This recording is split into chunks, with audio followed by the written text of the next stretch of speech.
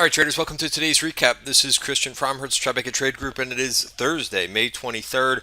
We've got one more day before the long weekend, and I'm going to try to give you as robust as possible of a video for the day because, certainly there's a lot of things going on, right? There's a lot of movers, big movers today all over the place. So let's look at the technicals first in the indices and the usual ones that I look at: the S&P, the Qs, as well as IWM, which is getting a lot of attention right now because they are breaking down. It's something that we've been watching for the last couple weeks, saying this doesn't look right. But let's go through some levels, right? So first of all, let's look at the S&P. So S&P was down 1.3% today, and clearly this, I'm going to look at the 1 hour chart next, and then we'll circle back to the weekly. But clearly, we had some issues here. We could not get into value last week. Remember, this was last Thursday. So this was a little bit of a warning sign where we couldn't quite get in there. And then Friday, we had that rejection of value. And usually it is what it is. It's a sell signal. And so we just kind of were slipping below here. You could see I've got a trend line drawn here that I put in place earlier this week. And sure enough, we broke that trend line. And some people were actually, I think, drawing something in here as well, which I could do that, yeah, I mean, I think if you really wanted to see a full-on, some type of a triangle pattern, you could see that. If you move to the 1 hour, which I really like because it gives you the value area it gives you the value area for the week. Same thing. We kind of stalled out. We didn't even get to the top of value, which was 28.73. Again, something that I put on Twitter once we got close to it, saying that we were getting very close to resistance for the week, and then of course we slid down pretty hard. 28.19. This is the level for this week, so not crazy important, but I think it is interesting that we came back there at the end of the day with a little bit of a headline from Theresa May, apparently going to announce when she's stepping down. But at this point, I think there's a lot of bad news that's in the market, getting priced into the market. So we're getting close to, I think, where if we get some type of good news, you're going to see shorts having to cover. You're going to possibly see some people caught on the wrong side.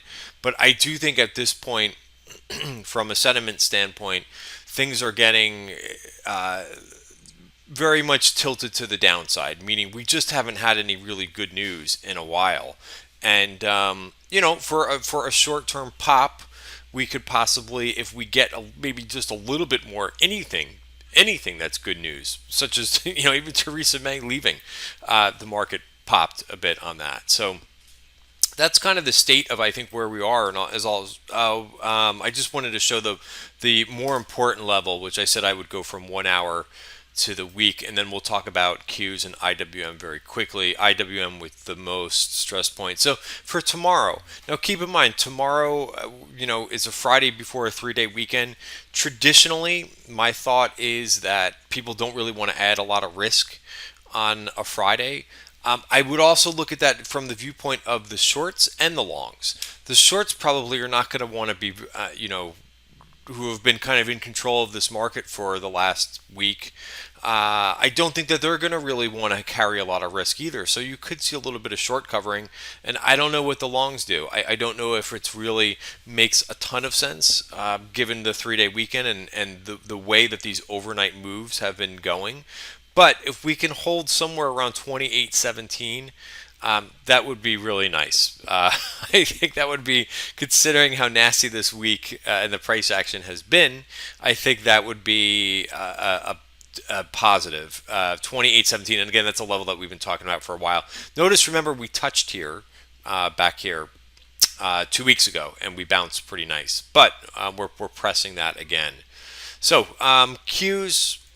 The Qs also, if you've been watching my videos, these are levels that I've been talking about now for the last couple weeks, but we have been moving closer to that top of value on the weekly. So again, this is important because these are, the weekly chart, these support levels, I think, are more significant than looking at the 1 hour or even the daily chart. So 176.19, that's really the level to watch, and I'm not going to go too much further into that one. IWM weekly chart, there's not much that we can really rely on except we've got 145.25 support. And then here on the daily chart, which this stinks, right? I mean, we're back to this lower range. It does look like we were talking about at the end of the day that we were leaning. I thought we were leaning to the downside and certainly down 2%. We've got a virgin point of control down here, which I think is definitely possible that gets taken out. It's another $3 lower. So that's what you could be looking at for IWM. I thought Savita Subramanian, who is, I think she's head of global equities now, as far as strategists, or one of them, I should say, if I'm getting that wrong. But she was saying, why are small caps so impacted, right? I mean, considering that a lot of this we believe that is trade related, why are small caps getting hit so hard? And what she said was that it was a little bit of an overcrowded trade, and also that even though small caps are mostly located inside the United States, sometimes they have one key customer, and sometimes that one key customer is a multinational corporation. So, okay, that kind of makes a little bit of sense and a little bit of reasoning why that this is breaking down like this. But yeah, I would be worried about this 146 level down here. So let's move on. I could talk about these indices for another 15 minutes, but I want to move on to some other concepts. The other thing to look at here is this relationship between. Do I have this up here? I've got a couple of them, which I don't want to jump ahead too far. Yeah, I mean, IWM versus SPY, that's not showing a good signal, right? So negative, right? That's a negative. The S&P barely holding on to that support. If that breaks, that's going to be a negative. Small caps falling. What else are negatives? And then I'll try to end this, not end this, but go to a positive section next. But oil breaking down. This is a negative too, right? I mean, this is something that we saw all the way back here, back in October, which was a pretty big signal. Because again, if you look at what this did from October to the end of the year, straight down, almost in a line, right? Which is very rare to see something like that. A little bit of a hesitation, I guess, in the beginning of December, but gave a really good signal in terms of risk off. I mean, so look at while you're looking towards the left of your screen at this straight move down. Look at what the S&P did. Right at that time, we started to go down. We tried to rally. We failed right at the top of value. Came back down again. Tried to rally a second time and failed, and then we really went down. So, this to me is not good, right? I mean, it's if we continue to go down lower here, not good, right? So those are a couple of the nasty things that I see going on in the market. Copper's been something that I spent a lot of time talking about the last couple days. Notice to finish positive for the day and a bit of a hammer.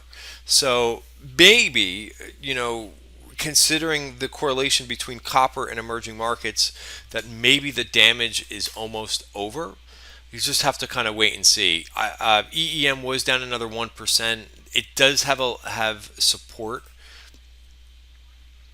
down here, so 39.63, that's got to hold. 39.63, which is only 30 cents down.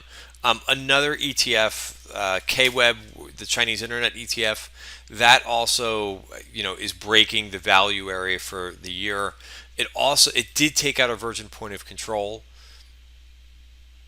So we'll see how this kind of holds, the next couple days, but a gap down over that. I wanted to talk about a little bit of what the performance was after something that I've been paying attention to, because we've been getting these big overnight moves. And then, the last couple days were different than today, where we just didn't move at all after a down move in the overnight markets. Even notice SPY only moved down 35 basis points during the day. So again, not a great thing. The Dow only moved down 18 basis points. The damage for the second day in a row has been the small caps. Even the NASDAQ wasn't down that much. What outperformed again? I mean, actually, semi's interesting. Well, they did gap down. I think they finished. Again, this is the performance from the open to the close. So forgetting about where they, so for instance, SMH, the overall performance of SMH was down 1.6%. But from the open, it actually managed to close a little bit higher than the open. Healthcare did the same thing today. And then, of course, the utilities, which have been absolutely on fire. I'm going to look at the relationship of low volatility next between low volatility and high beta. For the second day in the row, the energy stocks are getting absolutely hammered. Notice Apple didn't do much since the open. Amazon seems like it's been very weak. Before I go on to the next chart, I just want to show a couple single stocks. But Amazon did get to the bottom of just almost so close to the bottom of value. That's almost, I would call it the 80% rule. Also on the 1 hour. So again, not any huge bounce here, but it is such a big company, and I think an important company. This did get all the way through value on the 1 hour and took out this version point of control. So it's got to get back inside value for tomorrow. It's basically right there, but that's something to watch for tomorrow, considering this version point of control was taken out. All right, so next, relationship chart that I wanted to show, since I talked a little bit about utilities. Let's just look at a utilities chart, by the way. Considering that this has been one of just the hottest areas, I want to talk about TLT as well, bonds, but let me do one step at a time. But man, what a breakout in this thing. I thought this might be a little bit toppy. This is a good lesson, by the way, in candlestick charts, right? Just because a candle could look very toppy, if it doesn't lose and it's good why I have short term, everything that I've got on my charts, there's a specific reason that I use them. Should never have anything, in my opinion, on your charts that is just for show. But what the 5 period exponential moving averages tells me is it helps me follow the short term trend. Notice that this has not broken the 5 period moving average at all. Again, up almost 1% on the day.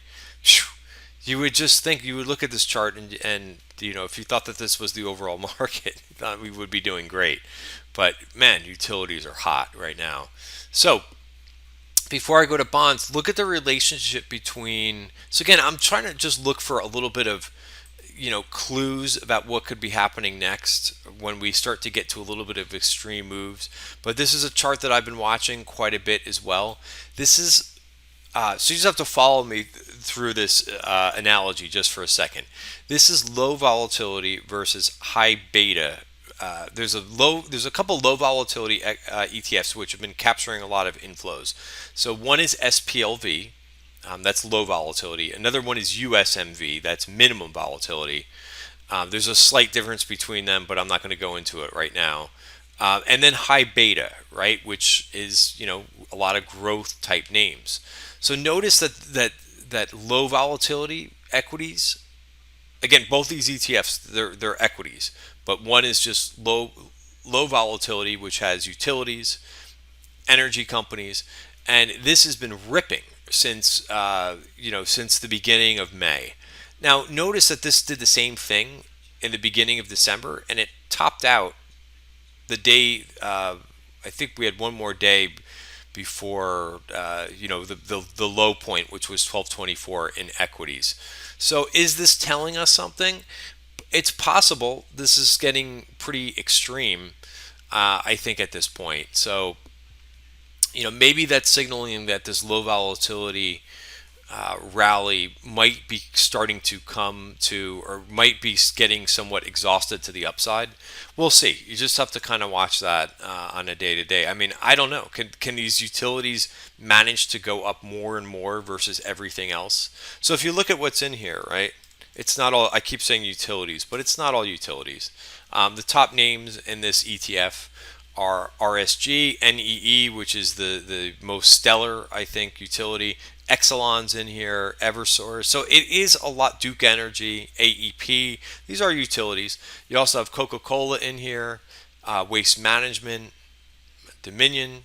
It's a nice way to express this trade without saying, "Oh, geez, I have to get long utilities." But But it's an interesting ETF. And then if you look at SPHB, which is the laggard right now,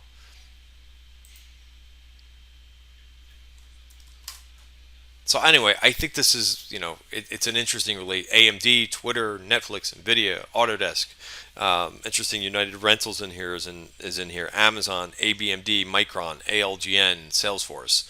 So on and so forth there. So I think something going on there. In terms of that relationship getting stretched. Utilities, interesting, right? We've talked to death about this Virgin Point of Control, how that was the last high point. Notice today's price action leapt over that level, and it could be that this is not quite overbought yet, but there's two levels. There's 132.90, and then on the weekly chart you've got a closer level. So remember that was 132.90. This is about a little bit over 130. So it could be where bonds are headed to. That would be a level or a good target to take if you're long bonds. All right, so we talked about a lot of different things. If then just taking this another step further, I already talked about this one. Credit spreads. They're not really that stretched yet, right? They are showing a little bit they're kind of back to where they were mid May. I can't believe we're getting to the end of May at this point, but it is what it is. So mid May. So this is not any cause for concern. Notice I have IEI in here. You want to make sure that when you're doing this comparison between high yields, TLT is not the right one to use. Someone who is much more an expert on bonds than I am, which I would not even categorize myself as that, told me that you need to match the duration between what you're comparing in bonds. So IEI has about a very similar duration to HYG, which is about 4 or 5 years, I think. So that's why I'm not using TLT, which will be more dramatic. But you need to match the durations, which I think is the right way to do it. So this is not showing any extreme levels. It's certainly not showing anything like we saw in December. There is an uptick, however, considering what TLT did today. What did HYG do today? Down 0.5%. So not horrible. Notice where we stopped out here, by the way, at the top of value. Not a coincidence. Last thing I want to talk about, and then I'll give you my conclusion without really going into too many single stocks. I'll talk about a little bit how I'm positioned. But the VIX, right? The VIX was up 14% today. That's a decent move up to 17. But notice it's nowhere near 20. So what's going on here? When some people don't understand this, they just say, oh, well, it's not making sense. Or they just say, well, it hasn't acted right in a while. I would disagree with that. The VIX does the same thing that it always does. It measures short-term volatility, and it does that by looking at the volatility in just S&P options. That's the only thing it looks at. It is not some major model that looks at fear. It just looks at the implied volatility of short-term options in the S&P. That's all it does. But what's going on here? Well, it did not make a new high today. It was up, and 14% is 14%, but it didn't even close at a 17. So I like I'm going to borrow what Mark Sebastian said on Bloomberg. I like his analysis. He seems like the VIX is in his wheelhouse of things that he really looks at, and he said that that equities are just not showing. That is a little bit of a divergence between prices going down, but the VIX not going higher. So it could be that the selling is getting exhausted. It could be. I'm not, there's no 100% certainty on that. But with the VIX not making new highs, it could be telling us something. All right, so what's my conclusion? Well, I did not do a lot of trading today because I'm analyzing. There's a lot of moving parts here. So just because the market is down doesn't mean I'm just going to go in and buy, right? I know that's what some people have been doing for years, and it works. But there's times when we get a bigger correction. So there's going to be plenty of time, especially buying ahead of a long 3-day weekend is not my favorite thing to do either. So I have been trying as much as possible to sit on my hands and just to kind of analyze the information as we're getting it, and then make a reasonable determination once I've got a good idea, right? If I see a couple things that are negative, a couple things that could be positives, it's not a great conclusion for me to make to say, oh, I want to go, go in and just start buying because the market's down. I like to do a little bit more analysis like that, and it's part of the game, right? So if you didn't do much today either, I do think that that's smart. Um, Other than buying things for the long term, that's not a bad idea. If you've got if you're not doing this via options, if you're buying some stock and names that you really like, names into support, sure. I don't think that as long as you're being disciplined, I don't think there's anything wrong with that. By the way, not giving any advice or recommendations. I have to say that just about every video. But I added a little bit to XLV. I do think it's a good defensive area to be in. I also liked how a lot of the charts looked yesterday. Sage is one that really was only down fractionally on the day.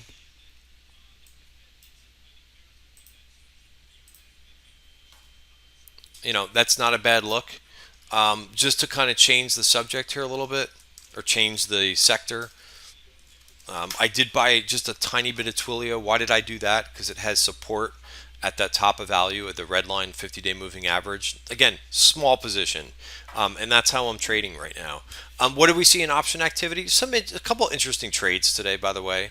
So again, I'll continue to do my analysis, and when I see, because again, normally when I see a good buying opportunity, I take it. But there's several things that I don't like in this market, which I talked about in the beginning of the video. So it's okay to say, that you need a little bit more time to figure out what you really want to do. I thought these trades were interesting. NXPI calls went up about a $300,000 trade in terms of premium. And then look at this PAGS that went up at the end of the day. January calls. This does not look like a bad chart. I know it's an international company, but it's trying to break out on the daily chart, and they went all the way out to January, which is what I would rather see right now than like the short-term call buying where they're spending $30,000. Somebody said earlier, asked me about there was a trade in IEF. As big as the bond market, treasury market is trillions and trillions of dollars. Do I care that somebody spent $35,000 and purchased July calls? No. um, and actually took out a virgin point of control here too, so it looks different. But again, bond market, IEF, the bonds that are in this portfolio, $1 trillion portfolio of bond market, and people are worried about a $35,000 trade. Okay. So anyway, so that's so interesting, yes, but no. Just because somebody bought a $35,000 trade. So just to kind of conclude for the video, take it one day at a time and wait until more things start to align in terms of positives if you're looking to put some money to work, is my opinion. All right, guys, thanks for watching. Have a great day, and see you tomorrow. Should be a fun day tomorrow.